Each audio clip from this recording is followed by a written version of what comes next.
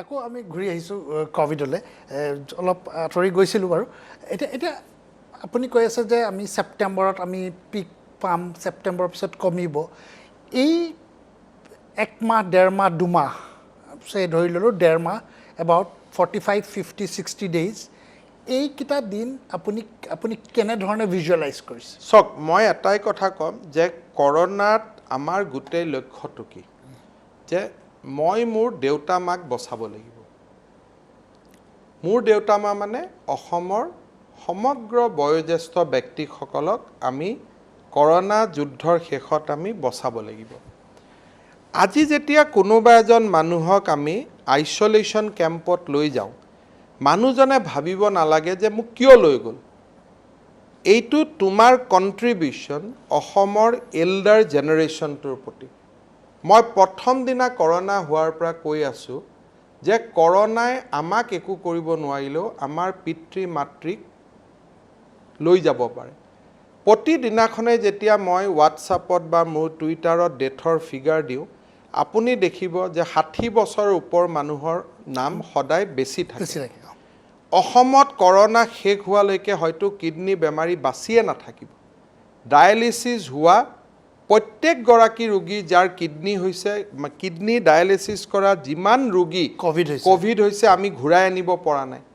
কাৰণ কিডনিয়ে তেওঁলোকৰ ইমিউন সিস্টেমটো বেয়া কৰি থৈছে কোভিড হোৱাৰ লগে লগে তেওঁলোকৰ মৃত্যু হৈছে মই যদি মোৰ পজিটিভ হৈছে সুন্দৰ কৰি ঘৰৰ ৰুমটোত যদি বন্ধ হৈ থাকো বা চৰকাৰৰ কোভিড কেয়াৰ চেণ্টাৰবিলাকত যদি আহোঁ গৰম পানী পাইছোনে নাই খোৱা ঠাণ্ডা গৰম এইবিলাক চিন্তা নকৰি যদি মই নিজক 10 দিন যদি আবদ্ধ কৰি থৈ দিওঁ এইটোৱে মোৰ পিতৃ মাতৃলৈ ঋণ পৰিশোধ কৰা আমাৰ এই মূৰটোৰ ওপৰত এটাই ঋণ আছে পিতৃ মাতৃৰ ঋণ মাৰ গৰ্ভত মই 10 মাহ 10 দিন আছিলোঁ পিতৃয়ে সকলো ত্যাগ কৰি সৰ্বস্ব ত্যাগ কৰি মোক ডাঙৰ কৰিলে সেই পিতৃ মাতৃৰ ৰক্ষা কৰাটোৱে হৈছে মোৰ জীৱনৰ সৰ্বস্ব ব্ৰত পশ্চিমীয়া দেশৰ কথাটো বেলেগ তেওঁলোকে ভাবে যে এল্ডাৰ জেনেৰেশ্যন মৰিছে যদি মৰক কোভিডে তেওঁলোকক মাৰিব ভাৰতীয় মানুহ অসমীয়া মানুহ আমি নিৰ্মম হ'ব নোৱাৰো আমাৰ দেউতা মাক যেনেকৈ হৰিচন্দ্ৰ ৰজাৰ কথা আমি শিকিছোঁ আখ্যানত বহুত লোকৰ কথা শুনিছোঁ ৰামৰ কথা শুনিছোঁ কেনেকৈ দশৰথৰ কথা শুনি 14 বছৰত বনবাসত গ'ল মোৰ পিতৃ মাতৃসকলক মই বচাব লাগে কোভিড বুলি যদি মই গম পাওঁ মোক টেষ্ট কৰোঁ মই আৰু মই টেষ্ট কৰি মই যদি চৰকাৰী চিকিৎসালয় কোভিড কেয়াৰ চেণ্টাৰত 10 দিন যদি বন্ধ হৈ থাকোঁ that is my biggest contribution কাৰণ মই যদি জানি শুনি ঘূৰি ফুৰো কবাত যদি বয়োজ্যেষ্ঠ মানুহ এজনক কথা পাতোতেও খুন্দা মাৰি দিওঁ বা আন ধৰণে যদি মই নকৰিলেও মোৰ ডমেষ্টিক হেল্প জনৰ জৰিয়তে তেওঁৰ দেউতাক মাকৰ ওচৰত গ'ল সেইটো অক্ষমনীয় অপৰাধ মোৰ মনটো দুখ লাগে যেতিয়া কিছুমান মানুহে কোভিড কেয়াৰ চেণ্টাৰৰ পৰা কয় ইয়াত গৰম পানীৰে ব্যৱস্থা নাই তোমাৰ পিতৃ মাতৃৰ কাৰণে আমি এখিনি কৰি আছো কোনে গৰম পানী দিব পিপি কিট পিন্ধি যিকেজন মানুহে গৰম পানী লৈ যাবা বুলি আশা কৰিছা সেই মানুহকেজনে কিটটোৰ তলত ঘামি জামি আধা মৰা হৈ আছে আমি চেষ্টা কৰিব লাগে যে স্বাস্থ্য কৰ্মীসকলক যাতে আমি কোনো কাম নিদিওঁ নিজেই কিবা অলপ কৰি ল'ব লাগে কয় মোৰ ৰুমটো লেতেৰা আৰে এনেকৈ হাতেদি লেতেৰাখিনি চাফা কৰি দিওঁতে মোৰ কিমান সময় যায় ইয়াত এটা প্ৰশ্ন আহিছে হোম কোৱাৰেণ্টাইনক লৈ এটা বিতৰ্ক সৃষ্টি হৈছে ইয়াত একো বিতৰ্ক নাই এইবিলাক হৈছে অলাগতিয়াল বিতৰ্ক আপুনি হোম কোৱাৰেণ্টাইনত আছে আপুনি গভৰ্ণমেণ্ট হস্পিটাল বেয়া পায় আপুনি ঘৰত আছে বিপদৰ সময়ত যেতিয়া অক্সিজেন ফল কৰিব আপুনি কলৈকে আহিব কিছুমান মানুহে ভাবে মই নমৰো কিন্তু চৰকাৰেতো তেনেকৈ ভাবিব নোৱাৰে চৰকাৰে প্ৰত্যেকজন মানুহকে সন্দেহৰ চকুৰে চাব লাগিব যে এওঁ যদি ঘৰত থাকে কিজানি এওঁ দেউতাকক দি দিয়ে কিজানি দেউতাকক নিদিলেও ঘৰৰ কাম কৰা ল'ৰাটোক দিয়ে সেই কাম কৰা ল'ৰাটো দি কিজানি কাম কৰা ল'ৰাটোৰ দেউতাকৰ ওচৰত গৈ বেমাৰটো গৈ পায় সেইকাৰণে আমি কওঁ যে হোম কোৱাৰেণ্টাইন আমি প্ৰিফাৰ নকৰোঁ 10 দিন টেক কৰকচোন সমাজৰ কাৰণে 10টা দিন ত্যাগ কৰক না, এবেলা নাখাব, কি প্ৰব্লেম আছে? কিন্তু যদি আপোনাৰ ঘৰত থকাৰ ব্যৱস্থা আছে, যে আপুনি ৰুমটোৰ ভিতৰত অকলে থাকিব পাৰিব, ঘৰৰ কাম কৰা ল'ৰাৰ পৰা ড্ৰাইভাৰৰ পৰা আপোনাৰ পৰিয়ালৰ কোনো সদস্যৰ লগত আপুনি লগ নালাগে, আপুনি বিপদত পৰিলে আপোনাৰ হাতত ডক্টৰ এজন আছে, ফোনত কথা পাতিব পাৰে, আলোচনা কৰিব পাৰে, গাড়ীখন আছে, বিপদত পৰিলে ফটক কৰি আপোনাৰ ল'ৰাজনে পৰিবাৰে যোনেই নহওক গাড়ীখন চলাই আপোনাক হস্পিটাললৈকে লৈ আহিব পাৰিব, আপুনি ঘৰত থাকক, আমাৰ আপত্তি কৰিবলগীয়া কি আছে? আমিতো ইয়াত পাৰ হেড মানুহৰ বিজনেছ কৰি থকা নাই,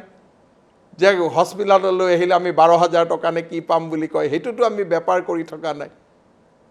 আমি এটাই ব্যৱসায় কৰি আছোঁ, যে অগ্ৰজ ব্যক্তিসকলৰ, বয়োজ্যেষ্ঠ ব্যক্তিসকলৰ জীৱনটো তোমাৰ কাৰণে যাতে বিপন্ন নহয়, সেইটোৱে ব্যৱসায়, সেইটোৱে মোৰ ব্যৱসায় আজিৰ দিনত, আৰু একো ব্যৱসায় নাই। কাৰণ সেই মানুহসকলে মূৰৰ চিলি ছিঙি মোক আশীৰ্বাদ দি আছে, মুখ্যমন্ত্ৰী আমাৰ দলটোক, আমাৰ ডক্টৰ নাৰ্ছসকলক আশীৰ্বাদ দি আছে। গতিকে তেওঁলোকক যিমানে কম মৃত্যু হাৰত মই ক'ভিড শেষ কৰিব পাৰোঁ, সেইটোৱে মোৰ কাৰণে সাফল্য। প্ৰত্যেকজন মানুহ যেতিয়া ICUৰ পৰা ওলাই আহে, তেওঁলোকৰ হাঁহি থকা ফটোখনেই মোৰ সাফল্য। মোক এইবিলাক ছ'চিয়েল মিডিয়া ফেডে এইবিলাক মোৰ দৰকাৰ নাই। আপুনি হাঁহি থকা ফটোৰ কথা কৈছে, আমি এইকেইদিনত আমি বহু তেনেকুৱা ব্যক্তি পাইছোঁ। 90 বছৰৰ মানুহ, 80 বছৰৰ মানুহ গুৱাহাটী মেডিকেল কলেজৰ পৰা ওলাই আহিছে। মই নিজে ভিতৰত দেখিছোঁ যে প্লাজমা লৈ কেনেকৈ মানুহ ৰিকভাৰী হৈছে। সেইবিলাক সাফল্য, অম্লান আনন্দ। জীৱনৰ পিছত কি লৈ যাম? ভগৱানক গৈ ক'ম নেকি যে ভগৱান মই আপোনাৰ ওচৰত আহিলোঁ ৰিপুণ বৰাৰ লগত কাজিয়া পেচাল কৰি? সেইটোতো মোৰ কোনো দেনা পাওনাৰ হিচাপ নহয়। ভগৱান মই আপোনাৰ ওচৰত আহিলোঁ NRSMত PPৰ বিজনেছ কৰি, মই সেইটো ক'মগৈ নেকি? তো 50 বছৰত মানুহৰ ব্ৰেইনত বুদ্ধি আহেতো, কি ক'ব লাগে ভগৱানক তেওঁ জানে। মই এইটো কথা ক'ব খোজোঁ যে ভগৱান আপোনাৰ আমাৰ ওপৰত খং উঠিছিল, আপুনি এটা মহামাৰী দিছিলে, সেই মহামাৰীৰ সময়ত মই যিমান পাৰোঁ, মই আৰু মোৰ টীমটোৱে যিমান পাৰি কাম কৰি চেষ্টা কৰিলে, ইমানজন মানুহক আমি ICUৰ পৰা লৈ আহিব পাৰিলোঁ আপোনাৰ আশীৰ্বাদত। আপুনি মোৰ হিচাপ নিকাচটো এনেকেই কৰক। এই যে প্লাজমা দিয়াৰ কথা কৈছে, অকণমান ক'ব নেকি যে এইটোতো খুব একদম ভেৰি নিউ। ইয়াত হয় কি, আমাৰ যেতিয়া এজন কৰোণা পেচেণ্ট মডাৰেট বুলি কওঁ, আমি 3টা ষ্টেজত, বেচিকেলি 4টা ষ্টেজত আমি বিভক্ত কৰোঁ। এজন মানুহ যেতিয়া এডমিশ্যন লয়, তেওঁ যদি অক্সিজেনৰ চেচুৰেশ্যন 97ৰ পৰা 99ত তেওঁ মেইনটেইন কৰি থাকে, আমি তেওঁক কওঁ যে he is a non symptomatic patient. 10 দিন পিছত তেওঁ ঘূৰত ঘূৰি যাব। 1000 মানুহৰ 88% পৰা 90% মানুহ নন চিম্পটমেটিক হয়। তাৰ কাৰণটো হয় যে প্ৰথম ভাইৰেল লোডটো মোৰ জেগাত আছিল, মই আপোনাক দিলোঁ, আপুনি আনজনক দিলে, মোৰ গাত যিমান তাৰ ইণ্টেনচিটি থাকিব, আপোনাৰ গাত তাতকৈ ইণ্টেনচিটিটো কমি যাব। আপুনি যি তৃতীয়জনক দিলে তাৰ ইণ্টেনচিটিটো আৰু কমি যাব। এই নন চিম্পটমেটিক মানুহখিনিক আমি বিশেষ ট্ৰিটমেণ্ট একো নকৰোঁ, vitamin C, vitamin D, zinc tablet দি পেলাই আমি থৈ দিওঁ। কাৰোবাক আমি একো নিদিওঁ। তেওঁলোকক আমি হস্পিটালত কিয় আনো? যাতে তেওঁলোকৰ জৰিয়তে বেলেগৰ যাতে ইনফেকশ্যন নহয়। 1 পাৰ্ট। তাৰপিছত মাইল্ড আহিলে, মাইল্ড মানে অক্সিজেন 95, 97 কৰি আছে, তেতিয়া আমি তেওঁক 6 mg ষ্টেৰইডৰ এটা আমি টেবলেট দিওঁ। এজিথ্ৰমাইচিনকে ধৰি কিছু তেওঁ হেপাৰিন এণ্টিবায়'টিক্স বা আন বেমাৰ পাব। যেতিয়া 95ৰ পৰা তলত নামি যাব, তাৰমানে তেওঁ নামি গৈ থাকিব। তাৰমানে he is now in the critical, moderate critical হৈ গ'ল। 95, 94, 93, 90 এনেকৈ নামি গৈ থাকিব। অবষ্টাচি পাই গ'ল, তাৰমানে he is in critical, he is in ICU। ডক্টৰে ট্ৰিটমেণ্ট কৰিব লাগিব 95ৰ পৰা 88ৰ ভিতৰত 88 to 95 95 আমি মেডিকেল কলেজত প্ৰথম অৱস্থাত 92 91ত আমি এগ্ৰেছিভ ট্ৰিটমেণ্ট আৰম্ভ কৰিছিলোঁ মেক্স আৰু এইমছ হস্পিটালে আমাক বুজালে যে তেতিয়া তোমালোকে মানুহক জীৱন দিব নোৱাৰা চ' 95ত ইউ হেভ টু ষ্টাৰ্ট আচ্ছা আমি কেনেকৈ ষ্টাৰ্ট কৰিম ইয়াত 3টা লাইন অফ ট্ৰিটমেণ্ট আছে এটা হ'ল এণ্টিভাইৰেল ইনজেকশ্যন হওক মেডিচিন হওক ফেভিফ্লু এটা ধৰণ ৰেমডিচিভিৰ আন এটা ধৰণ এটা ৰেমডিচিভিৰ ইনজেকশ্যনৰ দাম 6,000 rupees ফেভিফ্লু 1200 টকা ফেভিফ্লু 180টা খুৱাব লাগিব ৰেমডিচিভিৰ আপুনি 5টা ইনজেকশ্যন দিব লাগিব চ' 25,000-30,000 rupees কষ্ট কৰে দুখীয়া মানুহে এইটো নিজে কিনিব নোৱাৰে আটাইতকৈ ডাঙৰ কথা গুজৰাট আৰু বম্বেত এই ইনজেকশ্যনবিলাকৰ কাৰণে এটা ব্লেক মাৰ্কেট চলি আছে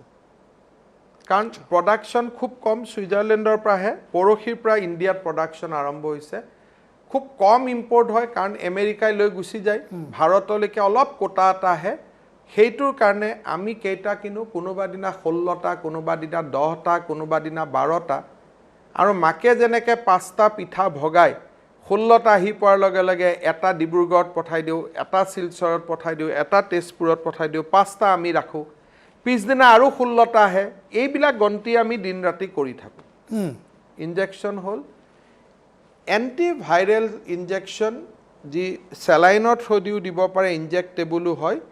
এইখিনি কৰাৰ লগে লগে সেই মানুহজনৰ গাত অক্সিজেনটো ঘূৰি আহিব আৰম্ভ কৰে আচ্ছা নাম্বাৰ 1 কিন্তু যদি ডায়েবেটিক থাকে কিডনি বেয়া লিভাৰ বেয়া এই ইনজেকশ্যনবিলাকে কাম নকৰে আপোনাক কোভিড ভাল কৰিলেও ইটো বেমাৰ বঢ়াই দিব আৰু you will die for kidney you will die for liver কোভিডৰ কাৰণে নমৰিব পাৰে কিন্তু আল্টিমেটলি আপোনাৰ যাক সাইড এফেক্টে আপোনাক মাৰি দিব in the same duration Assam মানুহক আমি ৰেমডিচিভিৰ দিব পাৰোঁ ফেভিফ্লু দিব পাৰোঁ আন এটা যোৱা 10 দিনত নতুন মেডিচিন এটা আহিছে যি মোৰ ঠিক ইংলিছটো অলপমান গড়বড়ি হ'ব মনোক্লিয়াৰ এণ্টিবডি বা সামথিং লাইক ডেট সেইটো কয় টছলিজুমাব ইটলিজুমাব এই দুটা ইনজেকশ্যন আমাৰ হাতত আহিছে আজি টছলিজুমাব ব্লেক চলি আছে মহাৰাষ্ট্ৰত 75,000 পাৰ ইনজেকশ্যন এটা ইনজেকশ্যনৰ দাম 75,000 চ' যেনে তেনে 30টা ইনজেকশ্যন আমি গুৱাহাটী মেডিকেল কলেজত আনিছোঁ এনে কিমান প্ৰাইচ এইটোৰ খুব বেছি আমি হয়তো 9-10 হাজাৰত আনিছোঁ পাৰ ইনজেকশ্যন আচ্ছা চ' 75,000 rupees ব্লেক চলি আছে আপুনি খালি গুগলত মাৰি দিয়ে এটা ইনজেকশ্যনত 75,000 rupees ব্লেক চলি আছে আপুনি গুগলত মাৰি দিলেই পাব ডক্টৰ দেৱী ছেট্টিৰ এগৰাকী বন্ধু আছে তেওঁ ডক্টৰ কিৰণ শ্ব বুলি তেওঁৰ কোম্পানীটোৱে নতুনকৈ এই এণ্টিবডি এটা আৰম্ভ কৰিলে যাক কয় ইটলিজুমাব চ'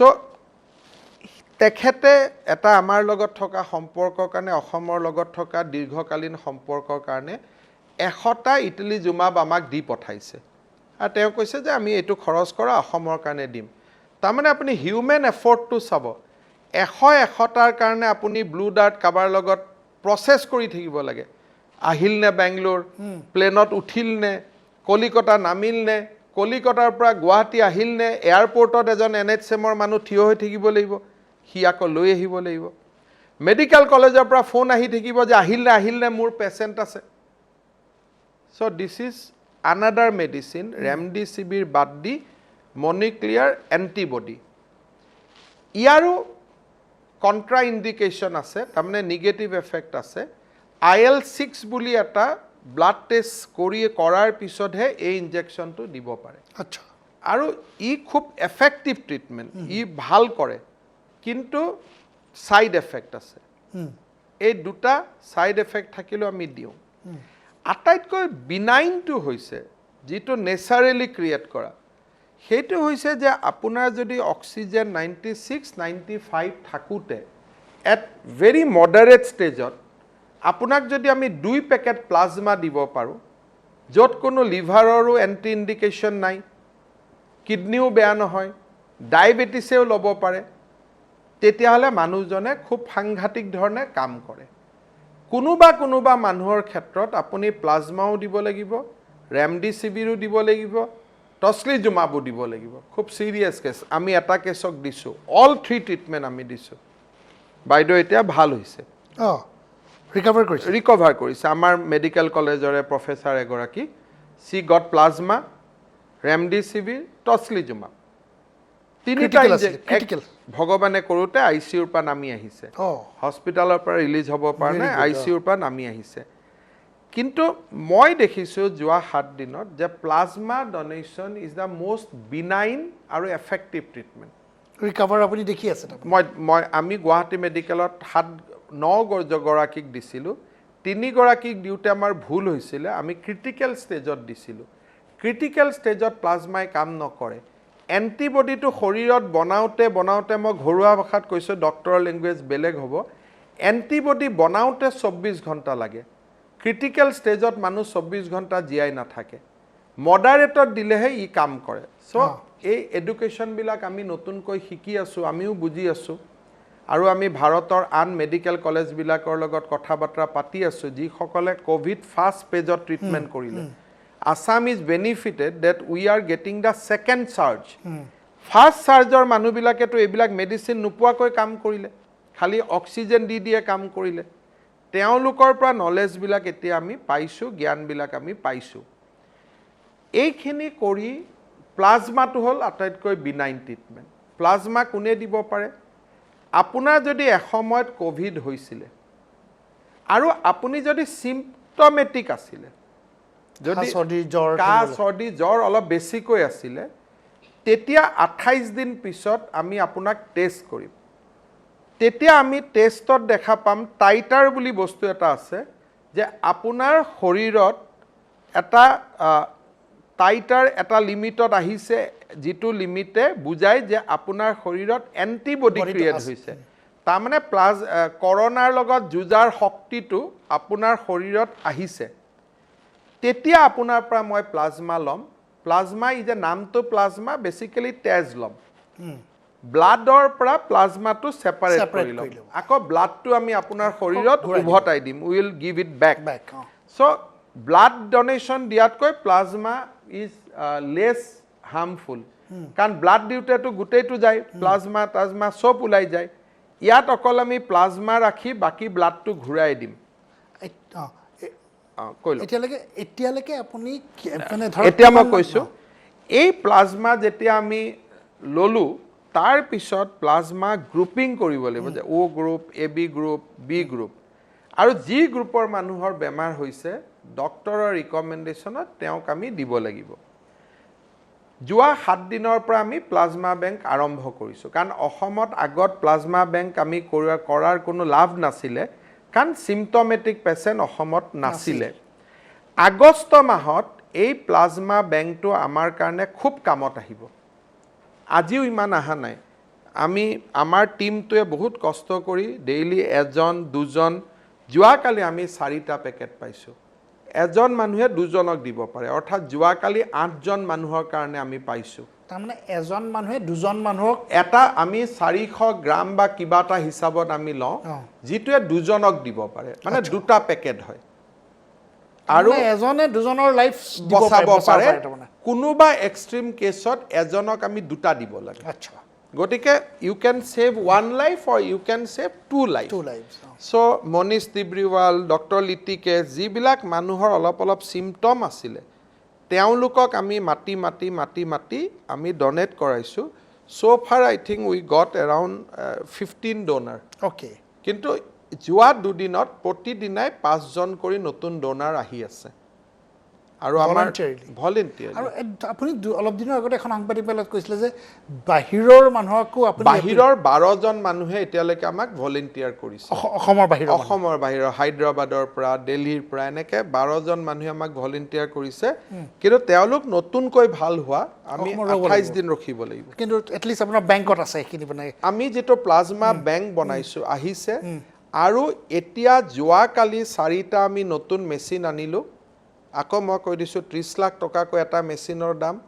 এইমছ পাৰ্টনাৰ যিটো ৰেট তেওঁলোকে উলিয়াইছিল সেই ৰেটত আমি কিনিছোঁ ইয়াত কোনো জৈন মাৰোৱাৰী পোৱা নাই কোনোবা সেই প্লাছ যোনে এই মেচিনটো বনায় তাৰো মালিকজন কিন্তু অনা অসমীয়াই হ'ব কোনোবাই WWA ষ্টেটমেণ্ট দিব যে অমুকক কাম দিছে হয় মই কোনোবা এজন অনা অসমীয়াকে কাম দিছোঁ 4টা প্লাজমা ফেৰচিছ মেচিন বুলি কয় সেইটো যোৱাকালি ৰাতি আহি পাইছে আজি আমাৰ শিলচৰ ডিব্ৰুগড় তেজপুৰ আৰু যোৰহাটত ইনষ্টলেশ্যনৰ কাম চলি আছে তাৰমানে তাতো প্লাজমা ল'ব পাৰিব অনা অসমীয়া মানুহে দিয়া কিন্তু বুজি পালেনে গতিকে সেই 4টা প্লাজমা বেংকৰ ইনষ্টলেশ্যনৰ কাম চলি আছে আৰু বাই পৰহিৰ ভিতৰত সেই 4খন মেডিকেল কলেজতো প্লাজমা চেণ্টাৰ হিচাপে ৰেডি হৈ যাব তাৰমানে আমি তাতো প্লাজমা কালেক্ট কৰিব পাৰিম কাৰণ যোৰহাটৰ পেচেণ্টজনক গুৱাহাটীত আহিব দিগদাৰ পাব আৰু যোৰহাটৰ ডক্টৰজনে ৰিলিজৰ সময়ত আমি এটা টীম কৰিছোঁ ৰিলিজৰ সময়ত আমি তেওঁক কওঁ কাৰণ থাকোঁতেতো বুজি নাপায় আৰু ঘৰৰ মানুহকতো আমি প্ৰেছক্ৰিপশ্যনখন নিদিওঁ গতিকে ঘৰৰ মানুহেতো ইকনমিটো বুজিয়ে পোৱা নাই যে গভৰ্ণমেণ্টে এজন পেচেণ্টৰ নামত কিমান খৰচ কৰি আছে আমিতো গোটেই ট্ৰিটমেণ্টটো ফ্ৰী কৰিছোঁ যোন নাৰ্ছিং হোমত আছে ইমান দিন গুৱাহাটীৰ মানুহে কাজিয়া কৰি আছিল নাৰ্ছিং হোম কিয় এলাউ কৰা নাই এতিয়া যোনে নাৰ্ছিং হোমত আছে সি বুজি পাইছে যে আমি কি কৰি আছোঁ বা এনিৱে এতিয়া এই ট্ৰিটমেণ্ট কৰাৰ পিছত আমি তেওঁলোকক এক্সপ্লেইন কৰোঁ যে অসমৰ ৰাইজে আমি নহয় মইতো মোৰ ঘৰৰ টকা দিয়া নাই অসমৰ ৰাইজে আপোনালোকৰ কাৰণে এইখিনি কৰিলে গতিকে অনুগ্ৰহ কৰি আপোনালোকে প্লাজমাটো দিব নেকি তেতিয়া তেওঁলোকে চহী মাৰে যে 28 দিন পিছত মই আহিম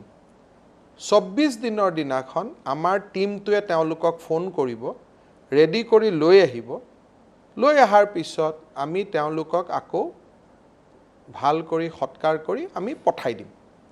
এতিয়া এই খৰচবিলাক লৈ আহোঁতে কিমান পৰিলে কোনোবাই ক'ব খুৱাওঁতে আপুনি 50 কিয় খৰচ কৰিলে কিয় 150 খৰচ কৰিলে সেইকাৰণে আমি একোজন ডোনাৰক দায়িত্ব দিছোঁ যে এই প্লাজমা দিব অহা মানুহজনৰ খৰচটো আপুনি দিব খোৱা বোৱাখিনিও আপুনি চাব কিমান কৰিছে তেওঁৰ এইটো কৰোনাৰ পিছত আমি তেওঁলোকৰ নাম কৃতজ্ঞতা সহকাৰে আমি স্বীকাৰ কৰিম মোষ্ট অফ দ্য কাম আমি আজি এনেকৈ চলাই থকাৰ চেষ্টা কৰিছোঁ তাৰমানে আপুনি বটম লাইনটো মই এইটোৱে বুজিছোঁ যে প্লাজমা থেৰাপিটো বৰ্তমান আপোনাৰ দৃষ্টিত যিহেতু এইটো ভেৰি নিউ ইট ইজ এইটোৱে হয় যে প্লাজমাই যে মেজিক সেইটো নহয় কিন্তু plasma is benign without side infection contraindication আপোনাৰ without contraindication remdesivir itolizumab tocilizumab এইবিলাক যিমানে ভাল মেডিচিন নহওক কিয় life long I have to carry certain negative impact for this কিন্তু আপোনাৰ জীৱন বচাবৰ কাৰণে মোৰ হাতত কোনো উপায় নাই গতিকে আমি দিব লাগে বা আমি সুধি পেলাই আমি পেচেণ্টক সুধি আমি দি দিওঁ পেচেণ্টজনক সুধি দিব লাগে চ' আমি কনচেণ্ট লৈ আমি দি দিওঁ কিন্তু প্লাজমা ইজ চাচ যে এইটো লোৱাৰ পৰা আপোনাৰ শৰীৰত কোনো নিগেটিভ ইণ্ডিকেশ্যন নাথাকে যদি প্লাজমা লওঁতে আমি ভাল কৰি লৈছোঁ তাৰমানে এইডছ থকা মানুহৰ আমি লোৱা নাই ডায়েবেটিক ইনচুলিনত থকা মানুহৰ আমি লোৱা নাই যিকেইটা নেকোৱে ঠিক কৰি দিছে যে এইকেইটা হ'লে ব্লাড ডনেশ্যন কৰিব নালাগে কম ৱেট থকা মানুহৰ আমি ল'ব নালাগে তেওঁলোকৰ নিয়মৰ ভিতৰত যদি পেৰামিটাৰত যদি আমি প্লাজমাটো লওঁ এইটোৱে হ'ল আটাইতকৈ মষ্ট এফেক্টিভ নহয় বাট this is effective plus benign এতিয়া আৰু এটা আপুনি কৈ আছিলে যে অসম চৰকাৰে বিনামূলীয়া এতিয়া বহুতে ক'ব বিচাৰে যে বহু ৰাজ্য আছে কোনো বহু ৰাজ্য বুলি মই নকওঁ মেক্সিমাম ৰাজ্যত ফ্ৰী থাকিব কিন্তু হস্পিটেলত ছিট নাই গতিকে ultimately people are landing up in nursing home and they are end up paying আৰু কোনো ভাৰতৰ হয়তো তামিলনাডুক এক্সেপশ্যন কৰিব বা দুই এখন ষ্টেটক এক্সেপশ্যন কৰিব ৰেমডিচিভিৰ টছলিজুমাব ফ্ৰী মেডিচিন ক'তো দিয়া নাই নট পচিবল আজি বহুত মানে অসমৰ মানুহে নাজানে যে অসমতে আমি কিমোথেৰাপি ফ্ৰী দিওঁ বাকী কোনো ষ্টেটত নাই BPLক দিয়ে বাট মিডল ক্লাছ মানুহৰ কাৰণে ৰাস্তাটো বন্ধ BPLৰ কাৰণে আছে আজিতো আপুনি দিল্লীত গোটেই মেইন ট্ৰিটমেণ্টটোৱে মেক্সত চলি আছে Delhiৰ health minister also was treated in Max hospital তেওঁ কি বিনা পইচা ট্ৰিটমেণ্ট কৰিছে নেকি চ' দিল্লীৰ স্বাস্থ্য মন্ত্ৰী বা আন ধৰণৰ গোটেইবিলাক যিমান মানুহ দেখিব যে বেছিক ট্ৰিটমেণ্ট এতিয়া অমিত শ্বাহ ডাঙৰীয়া আহি সোমোৱাৰ পিছত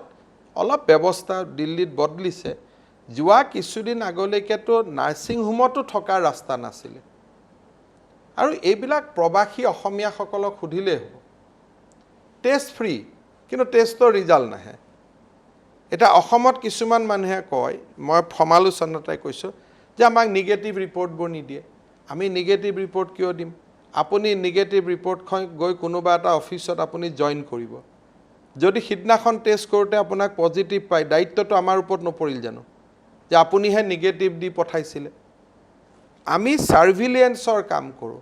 পজিটিভ ৰোগীক চিনাক্ত কৰা আমাৰ কাম আপোনাক নিগেটিভ বুলি সাৰ্টিফিকেটখন দিয়া আমাৰ কাম নহয় বহুত মানুহে মোক টুইটাৰত মাৰে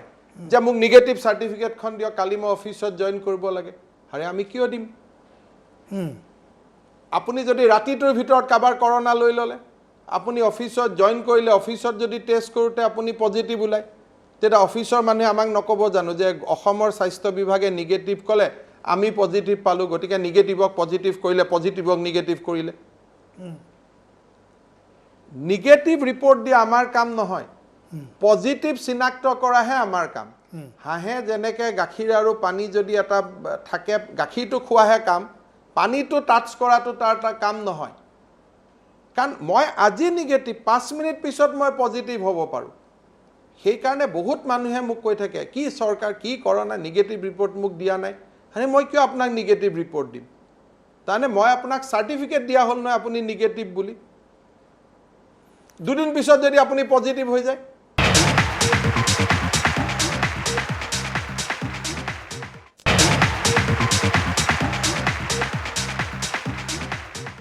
মই আপোনাৰ পৰা জানিব বিচাৰিম যে এতিয়া এই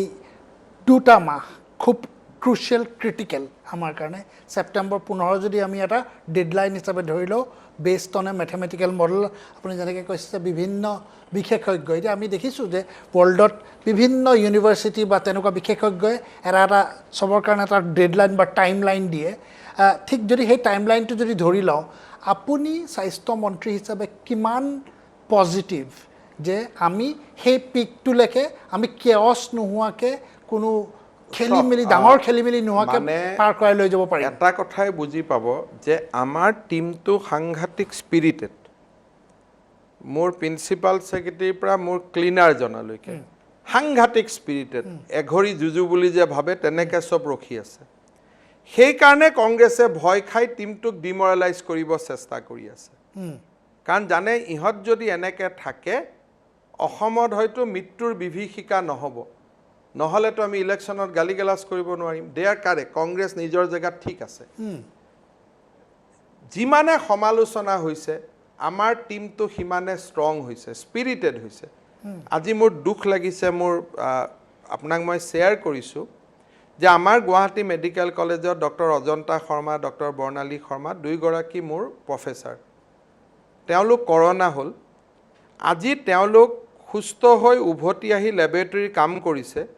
দুয়োগৰাকী ভদ্ৰ মহিলাক মই সুধিছোঁ যে বাইদেউ ভাল পাইছেনে নাই ছাৰ গাটো খুব বেয়া তাৰপিছত মই অলপ পিছতে সুধিছোঁ ডেইলি কিমান টেষ্ট কৰিব ছাৰ 600 কৰি কৰিম ডেইলি টেষ্ট মানে কৰোনাই লাঞ্চটোক বেয়া কৰি থৈ যায় ইয়াৰ লং টাৰ্ম ইম্পেক্ট আছে এই ধৰণৰ স্পিৰিটত ডক্টৰ টাও দুদিন আগতে ভাল হৈ আহিছে আজি আকৌ বি বৰুৱা কেঞ্চাৰ হস্পিটেলত গৈ জইন কৰিছে কামত চ' মই আপোনাক কৈছোঁ যে ইমান ডাঙৰ স্পিৰিটেড টিম এটাৰ লগত মই আছোঁ সেইকাৰণে তাৰ উপৰিও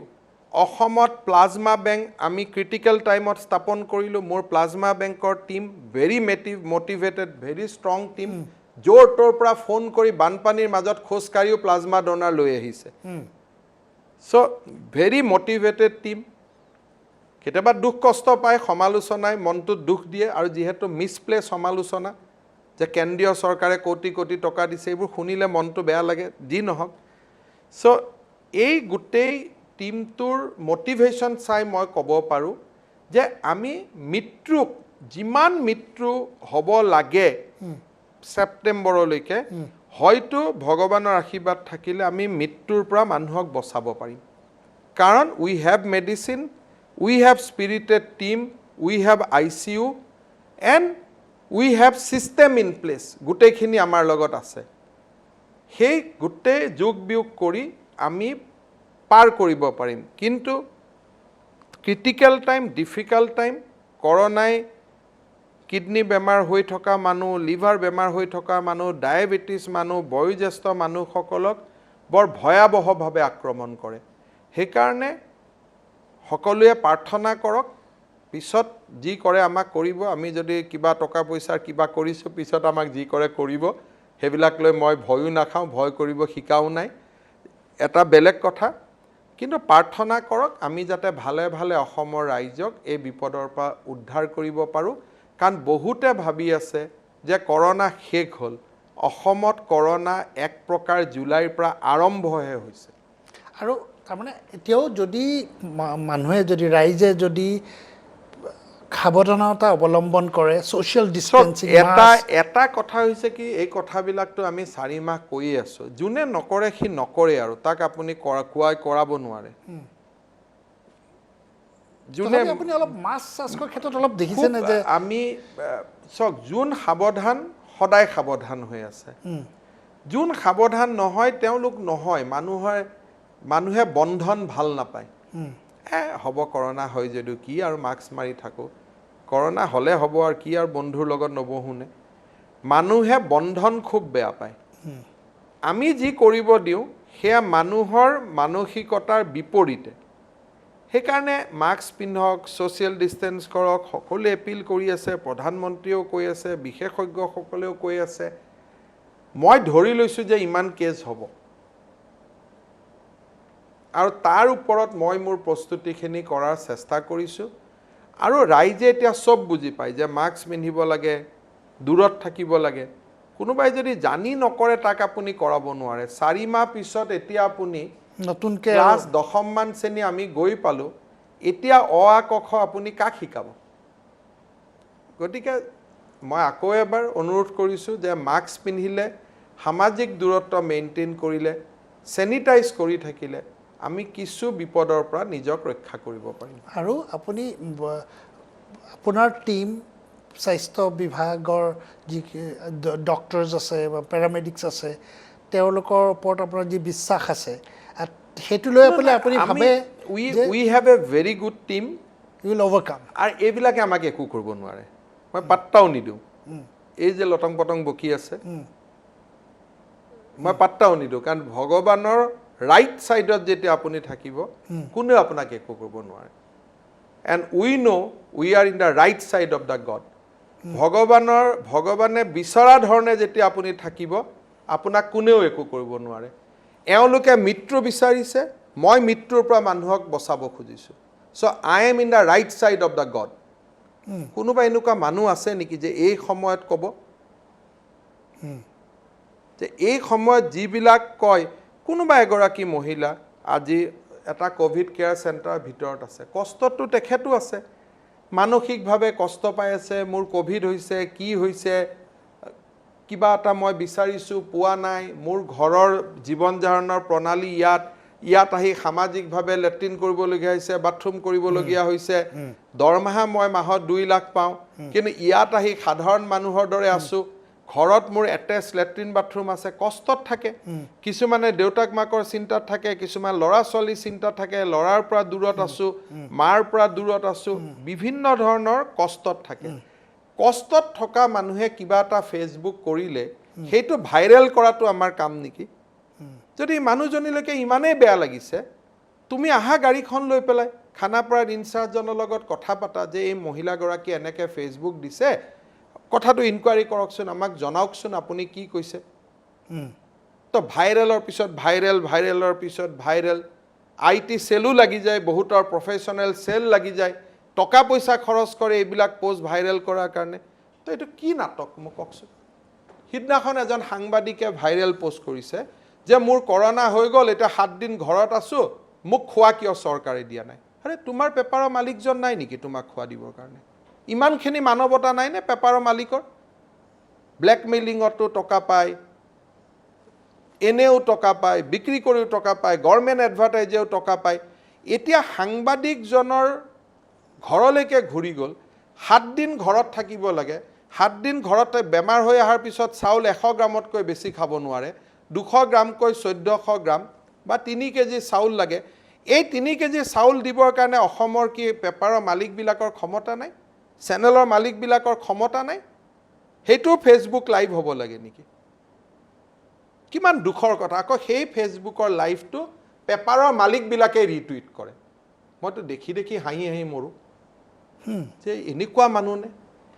যিবিলাকে আৰোগ্য নিধিত 1 টকাও ডনেশ্যন নকৰিলে তেওঁলোকক হিচাপ লাগে, দিয়া মানুহবিলাকক কাকো হিচাপ নালাগে।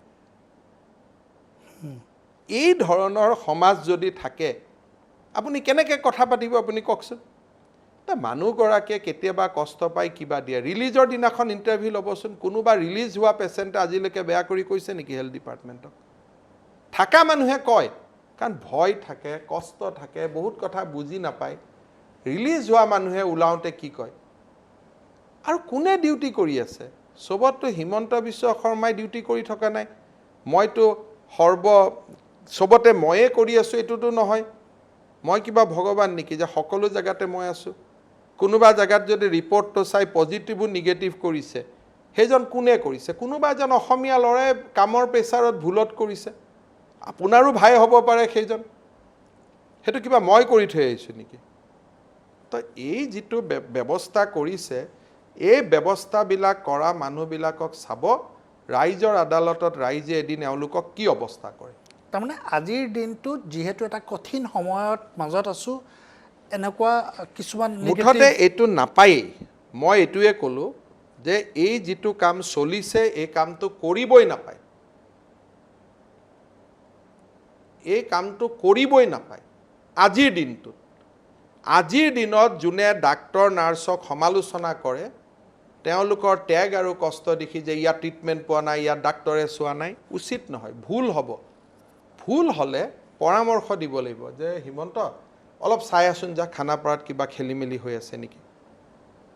পীযুষ চাই আছোন যা, মঙলদৈত অলপ খেলি মেলি হৈ আছে নেকি? কাৰণ এই যুদ্ধখন ইউ ভাৰ্চেছ মি নহয়, এই যুদ্ধখন হৈছে মানুহ এফালে, ক'ভিড এফালে। যুদ্ধখন হৈছে মানুহ আৰু ক'ভিডৰ মাজত। যুদ্ধখন কংগ্ৰেছ আৰু বিজেপিৰ মাজত হৈ থকা নাই। যদি য'ত আমি ভুল কৰোঁ, we are human, we are মানুহ, ভগৱান বুলি যদি মোক হিমন্ত বিশ্ব শৰ্মাক ভাবে আৰু 3 লাখ মানুহ কোৱাৰেণ্টাইনত থাকিব, 25,000 মানুহ হস্পিটেলত থাকিব আৰু একোৱেই মোৰ হাতেদি ভুল নহ'ব, এইটো কেনেকৈ হ'ব কওকচোন? ভুলটো আঙুলিয়াই দিব লাগিব আৰু ভুলটো আমি শুদ্ধ কৰিব লাগিব, কাৰণ আমি যুঁজ কৰিছোঁ মানৱতাৰ কাৰণে, মানুহৰ কাৰণে।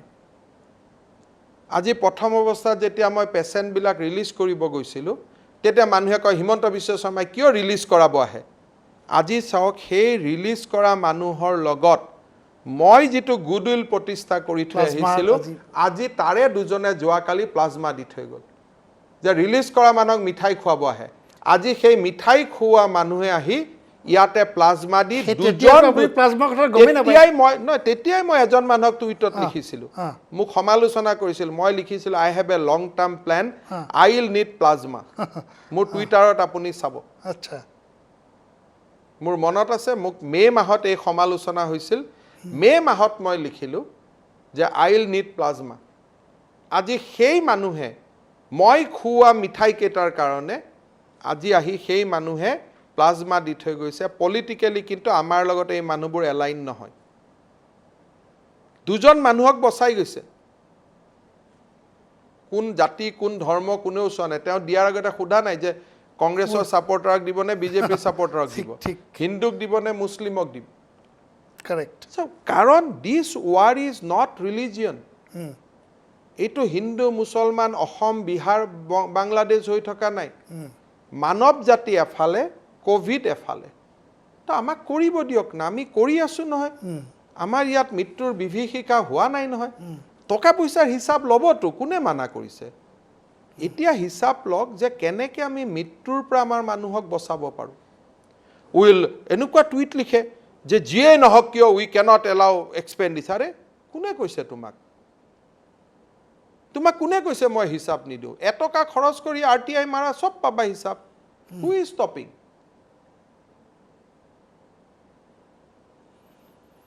এইটো এনেকুৱা নহয় আৰু যিসকলে ভাবিছে মোক এইবিলাক কৰি দুৰ্বল কৰিব পাৰে গড়ৰ ছাল কিমান ডাঠ মই নাজানো মোৰ ছাল তাতকৈ 1 ইঞ্চিলৈ বেছি ডাঠ হ'ব এইবিলাক নহ'ব এতিয়া মোৰ কাম হ'ল যে কৰোনা বিভীষিকাৰ পৰা যিমান পাৰোঁ অসমৰ মানুহৰ পক্ষত থাকি চেষ্টা কৰা হাৰিও যাব পাৰোঁ জিকা হাৰা বেলেগ কথা কিন্তু সিনচিয়াৰলি খেলিব লাগিব ফুটবল গ'ল দিব পাৰিব পাৰোঁ দিব নোৱাৰিব পাৰোঁ কিন্তু ষ্টেডিয়ামত চাই থকা মানুহসকলে বুজিব লাগিব যে ইয়াত আপ্ৰাণ প্ৰচেষ্টা চলিছিল আৰু সেই আপ্ৰাণ প্ৰচেষ্টা আমি কৰি আছোঁ কোনো মানুহে ক'ব নোৱাৰে যে ক'বাত আমি হিউমেনলি আমি কষ্ট নকৰাকৈ আছোঁ we are putting our best thing আৰু তাৰ পিছত আমি কি ব্যক্তিগতভাৱে ছেক্ৰিফাইচ কৰিছোঁ ডিউৰিং লাষ্ট 4 months যেতিয়া কৰোনাৰ ওপৰত কিতাপখন লিখিম তেতিয়া চবেই দেখা পাব everybody is doing lot of their sacrifices কোনোবাই ল'ৰা ছোৱালীক 14 দিন চাব নোৱাৰে কোনোবা নিজৰ মেৰেজ এনিভাৰ্সাৰীত গৈ ঘৈণীয়েকৰ লগত থিয় হ'ব নোৱাৰে কোনোবাই কোৱাৰেণ্টাইনত বহি পৰি আছে দেউতাক মাকক চাব যাব পৰা নাই ইটছ নট এবাউট মি মইতো এটা কি মইতো ডক্টৰ নে একো নহয় মই কাকো হাতে দি একো কৰিব পৰা নাই but there are lot of stories of our health workers আজি ইয়াত কোনো এইবিলাক কিবা জৈন জাজুদিয়া আগৰৱালা এইবিলাকৰ ষ্টৰি ইয়াত হৈ থকা নাই ইয়াত কতো এইবিলাক সিন্ডিকেট শব্দ ইয়াত নাহে ইয়াত মানুহ ভাৰ্চেছ কোভিডৰ যুদ্ধ হৈ আছে আপুনি যদি একো আমাক সহায় কৰিব পৰা নাই then you are part of the death syndicate আপুনি মৃত্যুৰ সিন্ডিকেটটোত আপুনি আছে you are the part of the death syndicate আপুনি মৃত্যু বিচৰা সিন্ডিকেটৰ আপুনি মেম্বাৰ মই কেতিয়াও টাফ কৰি ইণ্টাৰভিউত নকওঁ কিন্তু আজি মই তেওঁলোকক কৈছোঁ যে আপোনালোকে মানুহৰ মৃত্যু বিচৰা সিন্ডিকেটৰ একোটা সদস্য মই কেতিয়াও আপোনাৰ ইণ্টাৰভিউত আজিলৈকে কোৱা নাই you are part of the death syndicate and God will not spare you মই ইমানখিনিলৈকে আপোনাক কৈছোঁ কৰোনা সিন্ডিকেট সৰু সিন্ডিকেট এইটো টকা পইচা সিন্ডিকেট সৰু syndicate but you are part of a bigger syndicate অসমৰ মানুহৰ মৃতদেহ বিচৰা সিন্ডিকেটৰ you people are the member যোনে এই চিকিৎসা যোনে এইবিলাক নাটক কৰি আছে যোনে এইবিলাক নাটক কৰি আছে চিকিৎসকক সমালোচনা কৰিছে মই চিকিৎসক বুলি নকওঁ যোনে গোটেই নাটকবিলাক কৰি আছে মানুহক ডিমৰেলাইজ কৰা যিবিলাক নাটক কৰি আছে right from viraling unnecessary post unnecessary defaming doctor nurse unnecessary যিবিলাক নাটক কৰি আছে পজিটিভ নিগেটিভ কৰে নিগেটিভ পজিটিভ কৰে যিবিলাক এই নাটকবিলাক কৰি আছে ফ্ৰাষ্ট্ৰেটেড পিপল নিগেটিভ পিপল মানুহৰ মৃত্যু বিচৰা পিপল আৰু দেউতাক মাক নিজৰ দেউতাক মাক নহয় অসমৰ অগ্ৰজ বৃদ্ধ ব্যক্তিসকলৰ জীৱনৰ প্ৰতি চিন্তা নকৰা এইবিলাক একোটা নিগেটিভ মাইণ্ডেড মানুহ they are not positive people sorry to say they are part of death syndicate মানুহৰ মৃত শৰীৰ বিচৰা সিন্ডিকেটৰ এওঁলোক মেম্বাৰ মই ইমানে আপোনাক ক'লো কোনো ইয়াত কোনেও টকাৰ কাৰণে কৰা নাই 4 মাহ নোখোৱা নিমিলাকৈ মানুহে টকাৰ কাৰণে কাম কৰিব নোৱাৰে there are a lot of other sources to earn money আজি মাৰ্চৰ 16 তাৰিখৰ পৰা আজি দিনটোলৈকে 21 আগষ্টলৈকে 21 জুলাইলৈকে নোখোৱা নিমিলাকৈ মানুহে কেইটামান টকাৰ কাৰণে নকৰে যদি মানুহে মানুহক ভাল নাপায় কোনো মানুহে পিপি কিট পিন্ধি কোনো মানুহে NHMৰ অফিচত বহি ৰাতি 2-3 লৈকে কোনো মানুহে আজি ডিব্ৰুগড় কালি যোৰহাট কালি বাংগালোৰৰ পৰা এইটো ঔষধ আন কালি দিল্লীৰ পৰা পিপি কিট আন কালি গাড়ী দি আন কালি কোটাৰ পৰা ষ্টুডেণ্ট আন কালি বম্বেৰ পৰা কেঞ্চাৰ পেচেণ্টক মাতি লৈ আহ চ' অল দিছ থিংছ মানুহে টকাৰ কাৰণে কৰিব নোৱাৰে কোনো মানুহেই টকাৰ কাৰণে কৰিব নোৱাৰে ইমানখিনি অন্তত ময়ো বুজি পাওঁ মোৰ বম্বেত কোনবা কেঞ্চাৰ পেচেণ্ট আছে মোৰ কি দেউতা মা নেকি দাদা মা নেকি Why I'll collect donation from another people and bring them to Guwahati? আজি মুম্বাইৰ পৰা 6খন বম্বেৰ পৰা ইয়ালৈকে বাছ আহিছে 50% cost we collected on donation. Donation. On donation. Who will donate? কোটাৰ পৰা ষ্টুডেণ্ট আহিছে এডভান্স টকা নহ'লে গাড়ী নাহে সাবসিকুৱেণ্টলি ষ্টুডেণ্ট সকলে দিছে who has paid কোনোবাইতো নিজৰ পইচা দিছে he has got it back this is a different thing তাত প্ৰথম ইনিশিয়াল বাট কোনোবাইতো দিব লাগিব নহ'লেতো মানুহে কোনো নকৰে ইউপিত ৰখি কাৰোবাক ভাত খুৱাইছে who paid কোনোবা অসমৰ প্ৰবাসী অসমীয়াই খুৱাইছে শিলিগুৰিত লাঞ্চৰ পেকেট দিছে অসমীয়া ল'ৰা কোনে দিছে কোনোবা প্ৰবাসী অসমীয়াই দিছে গুজৰাটৰ পৰা পঢ়ি থকা অসমীয়া ল'ৰাবিলাকক আমি উভতাই লৈ আহিছোঁ তাত কি টকা আছে নেকি এইবিলাকতো গভৰ্ণমেণ্টৰ ৰেকৰ্ডত নোহোৱা কাম পুলিচৰ মানুহবিলাকে দিনে ৰাতিয়ে ডিউটি কৰি কৰোনাত এতিয়া আক্ৰান্ত হৈ পৰি আছে কি টকাৰ কাৰণে কৰিছে নেকি আজি কি মানুহে কৰিব পাৰে নেকি কওকচোন টকা কৰাৰ কাৰণেতো বহুত উপায় আছে ইউ জাষ্ট অফিচত বহি থাকক মানুহৰ সন্মুখত নাহিব তলৰ পৰা কৰি থাকক য'ত যি কৰিবলগীয়া আছে চ' এইবিলাক মৃত্যুৰ চিণ্ডিকেটৰ মানুহ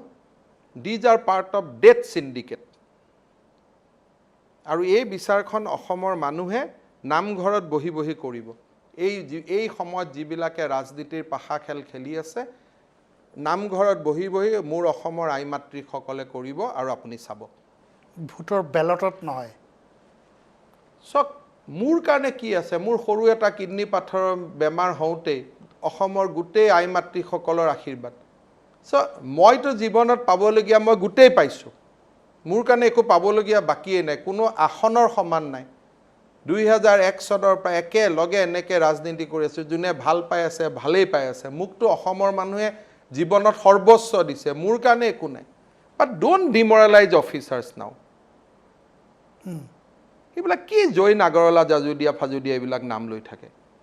হোৱাট ইজ দিছ কি ৰেমডিচিভি তেওঁলোকে বনাব আজি অসমত প্লাজমা ডনেট কৰা 4-5টা মানুহ মাৰোৱাৰী মানুহ নহয় 3-4টা মানুহ বেংগলী মানুহ নহয় হিন্দু মানুহ নাই মুছলিম মানুহ নাই এইবিলাক টাইটেল লৈ ৰাজনীতি কৰা কি খেলা হয় হোৱাট ইজ দিছ উপাধিটো কৰোঁ তেতিয়া অলপ আঞ্চলিকতাবাদী ষ্টেটমেণ্ট হৈ যাব আৰে এইটো আঞ্চলিকৰ যুদ্ধ হোৱা নাই নহয় এটা মানৱতা আৰু কৰোণাৰ যুঁজ চলি আছে মোৰো পলিটিকেল আইডিঅলজি আছে কিন্তু কোনোবা এজন যদি আজি ইউডিএফৰ মানুহে আহি প্লাজমা যদি দিব পাৰে মই তেওঁৰ ঘৰত গৈ নকম নেকি যে চাচা আপুনি আহিলে মোৰ মানুহ দুজন বাচিব দিয়ক এইবিলাক কি মানে মইতো আচৰিত পাইছোঁ যিবিলাক মানুহ এওঁলোকৰ একোটা ইণ্টাৰভিউ ল'ব লাগিব আফটাৰ কৰোণা যে আপোনালোকৰ ব্ৰেইনটো কেনেকৈ বনিছিল কওকচোন মানে স্পেচিছ একোটা এই সময়ত তোমাৰ কাৰণে যুঁজিছোঁ ষ্ট্ৰেংথেন দ্য ছিষ্টেম পৰামৰ্শ দিয়া যে দাদা I think this need to be strengthen this 6 দিনত কিয় ৰিপৰ্ট পালোঁ হাৰে 6 দিনত ৰিপৰ্ট যদি পাব লাগে যদি 30,000 ডেইলি টেষ্ট কৰিব লাগে তে কোনোবা ভগৱানে আহি ৰিপৰ্টিং কৰিব লাগিব মেচিনটোৱেতো 600ৰ ওপৰত ৰিপৰ্ট নিদিয়ে কয় নতুন মেচিন কিয় নবনাওঁ আৰে গোটেই পৃথিৱীত মেচিন বনিছে নেকি চব ফেক্টৰী লকডাউনৰ সময়ত বন্ধ আছিলে 10 লাখ টকা দিও এটা মেচিন নাপায় 1 লাখৰ মেচিনৰ দাম আকৌ 10 লাখ দিলে ক'ব টকাটো দুৰ্নীতি কৰিলে ব্লেকত আছিলে কোনখন ভাৰতৰ ষ্টেট আছে য'ত এদিনত ৰিপৰ্ট দিয়ে আজি যোৱাকালি মই 20,000 ৰিপৰ্ট কৰিছোঁ against the capacity of 600 into 12 laboratory তাৰমানে 4,800ৰ এগেইনষ্টত মই 20,000 ৰিপৰ্টিং কৰিছোঁ তাৰমানে কোনোবা মানুহে 24 ঘণ্টা ডিউটি কৰিছে সেই টেগটো দেখা পোৱা নাই তুমি এনেকুৱা বিজি মানুহ যে এটা ৰিপৰ্টৰ কাৰণে 6 দিন লাগিলো বুলি ঘৰৰ ভিতৰত বহি থাকিব নোৱাৰা and you have not paid also for that report what is hurry কবা ৰাজধানী এক্সপ্ৰেছখন যাব নেকি এটো কি কথা যেন মই কৰবাত এটা খতত লিখি দিছোঁ যে তোমাৰ টেষ্ট ল'লোঁ 6 দিনত ৰিপৰ্ট দিম 1 দিনত দিম we have taken your sample. It is your duty to give your sample. It is your duty to keep confine yourself in a room till report is not published. As simple as that. যদি ল্যাবৰেটৰীত 14 দিনত report নোলাই তুমি 14 দিনো ঘৰত থাকিবা আৰু laboratory মানুহে যদি চাহ গজা চিংৰা খাই বহি আছে হোল্ড দেম আপ কিন্তু যদি দিনে ৰাতিয়ে কাম কৰি আছে you have no moral right to question them. They are working day and night. কই অসমত ল্যাব কেইটা আৰে মেডিকেল কলেজ বনালে দেখোন গালি দিয়া আকৌ যিটো সেই মেডিকেল কলেজখিনিয়ে তাকে কৈছোঁ অসমখন এনেকুৱা জেগা মেডিকেল কলেজ খুলিলেও গালি আজি কৈছে আকৌ ল্যাব খুলিলেও গালি ক'ব ল্যাব খোলে কাৰণ এই মেচিনত ছাপ্লাই অৰ্ডাৰত কমিশ্যন পায় এনেকৈ হয় নেকি কিন্তু ফৰ্চুনেটলি এইবিলাক মাইনৰিটি পিপল অসমৰ মানুহে আমাক দেখি আছে চাই আছে হিয়া উজাৰি আশীৰ্বাদ দি আছে প্ৰতিজন সুস্থ ৰোগীয়ে ঘৰত গৈ এই ডক্টৰ নাৰ্ছ আমাৰ টিমটোৰ কথা গাঁৱে গাঁৱে ক'ব গাঁৱে গাঁৱে প্ৰচাৰ হ'ব 15 ছেপ্টেম্বৰলৈকে 1 লাখ মানুহ যেতিয়া ট্ৰিটমেণ্ট গৈ গাঁৱে গাঁৱে পাব চবেই আমাৰ ভাল কথা ক'ব আৰু সেই পাব্লিচিটিৰ আগত এই পাব্লিচিটিৰ তিষ্টিয়ে থাকিব নোৱাৰে মই জানো ক'ত গন্তি কৰিব লাগে মই এনেকুৱা গন্তি নকৰোঁ মোটা বুদ্ধিৰ গন্তি মই নকৰোঁ কিমান লাইক পালোঁ কিমান কি হ'ল এই গন্তি মই নকৰোঁ মই চিধা গন্তি কৰোঁ যে 1 লাখ মানুহ 30,000 গাঁও 3 জনকৈ এভাৰেজ ঘূৰি গৈ যি ক'ব সেইটোহে সঁচা হ'ব মোৰ শেষৰ প্ৰশ্ন আপোনালৈ যে কিমান পজিটিভ আপুনি কৈছে যে আমি মৃত্যুৰ সংখ্যা কম কৰি ৰাখিম আজিৰ দিনটোলৈকে ইণ্ডিয়াত মৰ্টেলিটি বিগ ষ্টেটত আমাৰ আটাইতকৈ কম টেষ্টিং আমাৰ আটাইতকৈ বেছি so far we are doing good যদি এটা নিগেটিভ এনভাইৰনমেণ্ট সৃষ্টি নহয় কাৰণ মই একদম পলিটিক্সৰ পৰা দূৰত থাকিব খুজিছিলোঁ বাট এনেকুৱা হৈ যায় যে পলিটিক্সত জোকাৰি লৈ আহি আছে যদি এটা পজিটিভ এনভাইৰনমেণ্টত কাম হয় মই ভাবোঁ যে আমি ইণ্ডিয়াৰ ভিতৰত ভাল ষ্টেটত ভাল ৰিজাল্ট কৰা 5খন ষ্টেটৰ ভিতৰত আমি জিলিকি থাকিম বাট দেয়াৰ উইল বি ডেথ কাৰণ কৰোনাৰ ওপৰত কোনেও কণ্ট্ৰল কৰিব পৰা নাই কোনো মানুহৰ মৃত্যু নহ'ব এইটো মই ক'ব নোৱাৰোঁ but I am sure that Assam performance will be much better আমি বহুতখিনি ভাল কৰিব পাৰিম ডক্টৰ হিমন্ত বিশ্ব শৰ্মা আমি সেইটোৱে কামনা কৰিম যাতে অসমত যোনটো মৃত্যুৰ কিৰিলি যাতে নহয় মৃত্যুৰ চিণ্ডিকেটটো বন্ধ কৰাব লাগিব ডেথ চিণ্ডিকেট পাৰ্টিটোক বন্ধ কৰাব লাগিব আমি ভাবোঁ যে এইবিলাকো ক্ৰমান্বয়ে নাইকিয়া হৈ মই যাব এনে কৈছোঁ কাৰণ অলপ মনটো কেতিয়াবা ভাল নালাগে এইবিলাক শুনি থাকিলে সেইটো কাৰণে কৈছোঁ থেংক